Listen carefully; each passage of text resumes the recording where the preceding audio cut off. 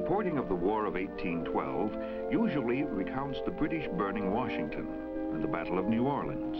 It rarely includes the equally important Northwestern theater of war, where the greatest single encounter in terms of Americans killed, captured, or wounded occurred in Michigan territory at Frenchtown on the banks of the River Raisin.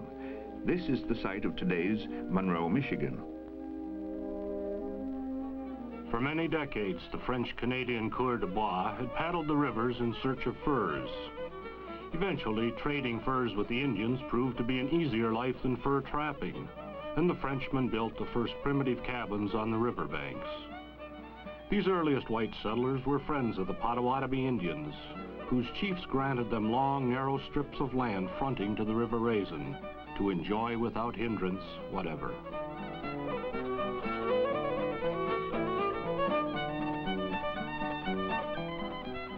As peaceful dealings with the Indians were established, more French-speaking Canadians came downriver from Detroit. They were joined by a sprinkling of Eastern Yankees, but the names of Navarre, Lacroix, Couture, Jerome, and LaSalle soon identified the settlement as Frenchtown. By 1812, approximately 100 families had claimed title to the narrow, ribbon-like homesteads extending back from the Raisin, sometimes to a distance of 2 miles. In these years, Frenchtown was the center of strong pro-American sentiment, despite its ethnic background. River Raisin men had been participants in the Indian treaties, which ceded the territory of southeastern Michigan to the new United States. They were often hostile to the English, who continued to occupy Detroit and Frenchtown for 13 years after the Revolutionary War. When the English finally withdrew to Canada, they supplied the Indians with guns for their attacks against the Americans on the northwestern frontier. Over a period of years, the various tribes had been united into a confederation by the highly respected leader Tecumseh, whose ultimate goal was to put an end to the American expansion. Tecumseh's counterpart was Henry Clay, who led a group of congressmen calling for war with Britain. These land-hungry warhawks saw the breakdown in Anglo-American diplomacy as an opportunity for an invasion of Canada, to secure its western lands for the United States, and to eliminate British support for the defiant Indians. The elderly William Hull, a Revolutionary War general and governor of the Michigan Territory, was ordered to lead the Ohio militia north to reinforce Detroit. It took Hull's army 30 days to cut a road from Dayton through the mosquito-infested country called the Black Swamp to the River Raisin.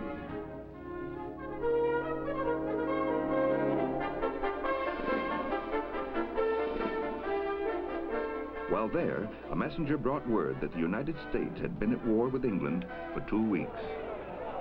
Hull's army pushed on to Detroit, where he was enthusiastically welcomed by the 800 inhabitants. The declaration of war and the movements of the American army roused the Indian chiefs who gathered their tribes in support of the Redcoats. 1,000 Indians placed themselves between Detroit and Hull's supply lines to the south. The Americans failed in several attempts to reopen the route to Frenchtown, where a supply train was awaiting an escort. Reinforcements under General Isaac Brock arrived at Fort Malden on the river below Detroit.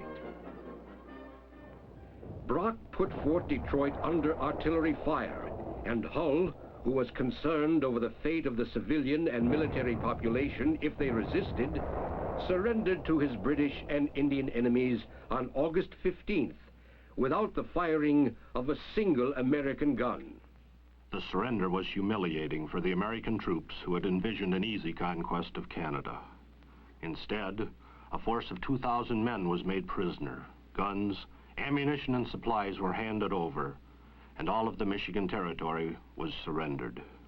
The aging army officer of a bygone war had lost his army, his country's trust, and his honor.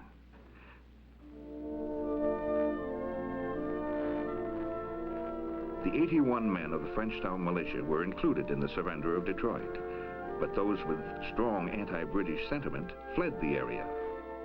The men in Hull's supply train at Frenchtown thwarted in their attempts to reach Detroit, hurriedly packed the beef and flour and mail and retreated to the south. In retaliation, the British burned the blockhouse as Frenchtown fell under the rule of the Redcoats. During the summer, even before the surrender of Detroit, impassioned orators in the Kentucky legislature repeated tales of Indian and British attacks and called for volunteers. More than 2,000 Kentuckians responded, including congressmen, doctors, lawyers, farmers, youths, and veterans of the Indian Wars. Enlistment quotas were filled at barbecues and rallies as fast as recruits could sign up. The enthusiastic militia formed themselves into local companies and drilled with their own guns, confident of a quick and easy victory. Except for one regiment of uniformed infantry regulars, the new militia wore an assortment of outfits all of their own selection. Their pants were Kentucky jeans, often topped with fringed hunting shirts of dyed linsey. Many wore moccasins in place of boots. Each man carried a hunting or scalping knife. With spirits as high as their steps, the citizen army marched out from Georgetown on August 19th on their way to Detroit. This Northwestern Army was placed under the command of another ex-Revolutionary War general, James Winchester, whose original orders were to reinforce Hull in the Michigan Territory. Arriving at Newport on the Ohio River, the eager new army learned of the fate of Detroit. Sobered by the news of the unbelievable loss, the army of over 2,000 moved north through Ohio. In response to urgent calls for help from Fort Wayne, advance units left Piqua to scatter the marauding Indians. When Winchester and his men arrived at Fort Wayne, they were placed under the command of the popular William Henry Harrison, who had proved his skill as an Indian fighter at Tippecanoe. As commander-in-chief of the entire Northwestern Army, General Harrison's campaign had one goal: to retake Detroit, and then attack the enemy's western front in Canada. His headquarters would be at Sandusky. The Second Army would maintain the supply route through Ohio, and Winchester's Western Army would sweep the Indians from along the Maumee River. The three armies would move north to Detroit in the spring. Winchester's men began to complain as the war failed to live up to the summer's promises. Shoes, coats, and blankets became prime necessities, as did rations of flour and beef. Harrison issued an urgent call for warm clothing as the fall rains and early frosts produced the first casualties. Constant rain, the always swampy ground, and the scarcity of food plagued us and made us all bad-tempered. Ordered to move down the Maumee River, we rebuilt the ruined Fort Defiance and christened the new one Fort Winchester. But we soon abandoned it and moved downstream from one muddy campsite to another. Bitter cold set in. For days at a stretch, we were without flour or salted beef, instead eating a broth from hickory nuts and dried fruits. We were told that mittens and jackets and stockings and shoes had been sent by our ladies back home, but none reached us at this time. Many of my company fell sick with the fevers. Feelings ran high, and some of my own friends talked of deserting. Heavy snows covered our lean-tos during the nights. We foraged greater distances each day to find wood. We called this campsite Fort Starvation. Just before Christmas, a drove of hogs and a meager amount of flour arrived, followed by a small shipment of clothing. Once again, the worn, half-frozen army moved on a forced march to the rapids of the Maumee, the proposed rendezvous of Harrison's three armies. The situation at the River Raisin had worsened. The British had 2 companies of redcoats garrisoned at the settlement, but they refused to provide protection from the increasingly bolder savages. Homes and barns had been looted by the growing number of Indians, who took the horses and even the shoes of the inhabitants. One of the men from Frenchtown hurried to Winchester's camp at the rapids with the alarm that the village was in danger of being evacuated and burned. The scout told of the large stores of grain and beef which the British would carry away if they pulled back to Fort Malden. The call for action was irresistible to the starving and idle army. Winchester agreed to send a relief force to the River Raisin, reasoning that the militia's enlistment would soon expire and the men were impatient to meet the yet unseen enemy. The first detachment of over 500 men, led by Colonel William Lewis, left the rapids early on January 17th and stopped overnight at the mouth of the Maumee, where they were joined by an additional force of 100 men. The little army moved rapidly across the frozen Maumee Bay and headed north along Lake Erie. The snow was 2 feet deep, and the weather was intensely cold as the blanket-clad group eagerly approached the River Raisin by way of Plum Creek. Warned that 400 Indians and 100 redcoats occupied the town, the column pressed forward for their first look at the enemy. Frenchtown lay in front of them, the first real step toward the recapture of Detroit. Colonel Lewis read the combat orders and called upon the soldiers to deport themselves in their double role of Americans and Kentuckians. Captain Bland Ballard led the advance attack against the gunfire of the British and the Indians, and his Kentuckians responded with jeers and the sounds of roosters crowing. The Battle of January 18th for Frenchtown began at 3 o'clock in the afternoon. Crossing the frozen, slippery River Raisin and charging up the banks, a furious attack was focused on the center of the town, inside the upright picket fencing. The troops quickly gained control of the settlement and drove its defenders into the woods to the north. The militia gave chase, and now, fighting frontier style from tree to tree, they inflicted heavy casualties on the British and unknown Indian losses. The Americans counted 13 killed and 54 wounded. Frenchtown was once again in American hands. As the only real settlement the men had seen in months, it was a rewarding sight. The houses, barns, stables, and trading posts provided a warm shelter for many of the soldiers. Sentries for the night were posted beyond the gate on the road to Detroit. The people of Frenchtown warmly welcomed their deliverers. The British had originally planned to honor their Queen's birthday that night with a party, which instead was turned into an American celebration. The exhausted detachment enjoyed the drink, the food, and the companionship that they had missed for so long. The fiddles hummed, and the men forgot their weariness. Upon receiving the news of the victory, Winchester left by sleigh to join his militia at Frenchtown. Leaving half of his remaining army at the Maumee, the general ordered nearly 300 infantry regulars to reinforce the ranks of the defenders at the River Raisin. Turning from the lake shore, the detachment marched into Frenchtown. They took up their position on the right and pitched their tents in the exposed area outside the protection of the fence.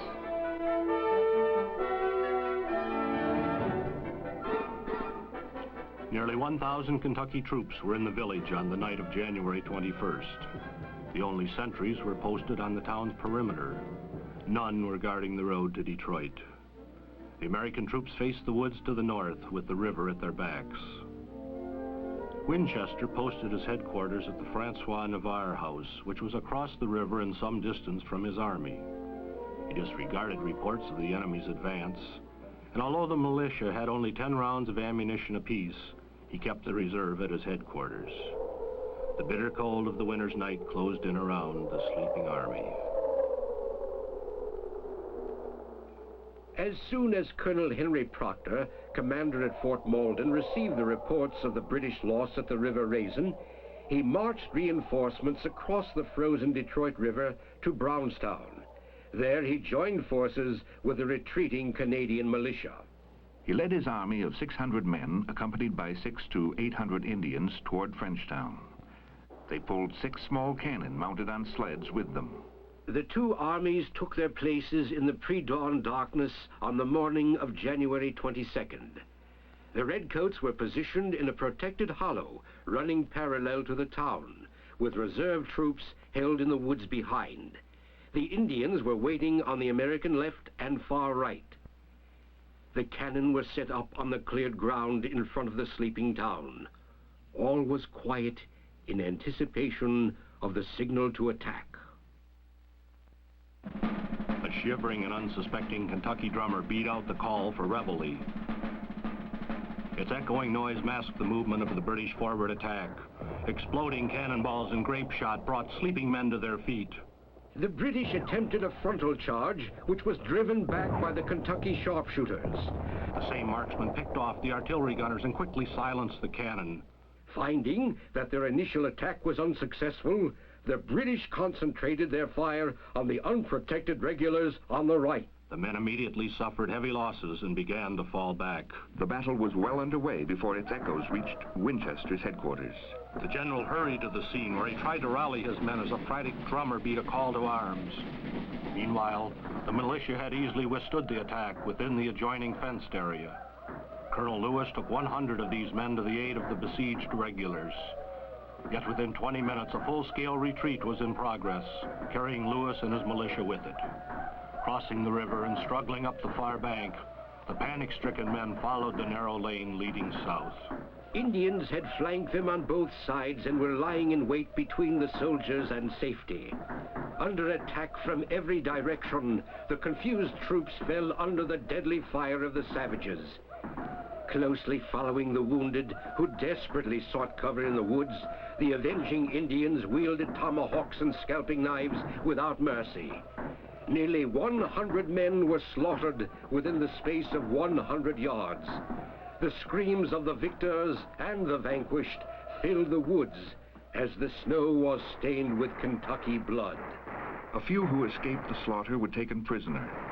Of the 4 companies of regulars and the 100 militia who fled from Frenchtown, only a handful survived. General Winchester and Colonel Lewis were both captured. Chief Roundhead stripped the general of his uniform coat and wore it as proof that the general was his prisoner. The Indian chief then led his captives on the long way around the town to Colonel Proctor's command post. The militia were successfully defending their ground behind the picket fencing. A cold breakfast was distributed to the 450 Kentuckians who were confident of yet another victory at Frenchtown. General Winchester was not aware of the successful progress of the battle when he agreed to Proctor's bold demand for the surrender of the resisting militia. When presented with the surrender flag, the Kentuckians at first refused to give up, but their ammunition was nearly exhausted, and they had little choice when ordered to submit by their general. They reluctantly agreed to the surrender after Proctor consented to protect the wounded from the Indians and to send sleds for them from Fort Malden. As the troops stacked their guns, the Indians immediately moved in and began to plunder. Proctor called them off, but in doing so promised them a frolic that night. Scouts informed him that General Harrison was on his way to Frenchtown with reinforcements, so he pulled out at noon, taking with him the 500 prisoners who were able to walk. The badly wounded Americans were moved inside the homes of the village by a few friends who were allowed to stay and care for them. Approximately 200 of the warring Indians gathered at Stony Creek, 6 miles from Frenchtown, where they spent the night drinking and anticipating their promised frolic. It was an uneasy night for the helpless wounded in Frenchtown, awaiting the return of the savages. The Indians reappeared with the morning light and rushed the houses where the defenseless wounded were huddled. One of the survivors, Elias Darnell, had remained to care for his brother and later wrote his account of the butchery. My feeble powers cannot describe the dismal scenes exhibited. I saw my fellow soldiers, naked and wounded, crawling out of the houses to avoid being consumed in the flames. A number, unable to get out, perished miserably in the unrelenting flames of the houses, kindled by the more unrelenting savages. Now the scenes of cruelty and murder we had been anticipating with dread during the night fully commenced. The savages rushed on the wounded, and in their barbarous manner shot and tomahawked and scalped them, and cruelly mangled their naked bodies while they lay agonizing and weltering in their blood. The Indians plundered the town of everything valuable and set the best houses and barns on fire. By mid-morning, the carnage had ended. 60 to 65 unarmed and helpless men had been massacred. The bodies left on the frozen ground became food for wild hogs. The second battle for Frenchtown was over.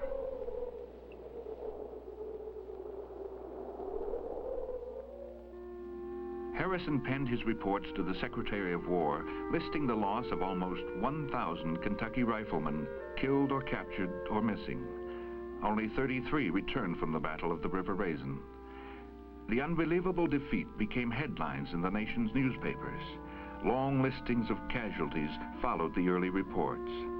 The state of Kentucky deeply mourned its loss and later named 9 counties in honor of their heroes. Remember the River Raisin became the war cry of the nation, particularly in the West. It still echoed in the fall of that year when the Kentuckians returned to the Raisin on their way to the Battle of the Thames. Only then did the sun-bleached bones of the massacre victims receive a reverent burial. Following the War of 1812, Frenchtown was renamed for President James Monroe.